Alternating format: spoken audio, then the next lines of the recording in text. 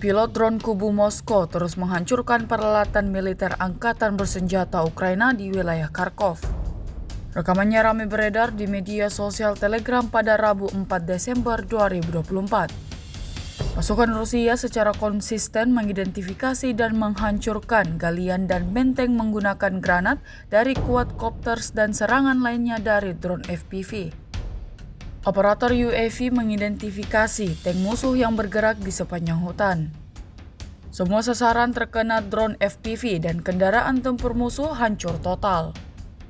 Serangan presisi dengan drone kamikaze dilakukan terhadap truk pick-up yang beroperasi di sepanjang jalan raya. Hingga video ini beredar, beragam komentar dituliskan warganet.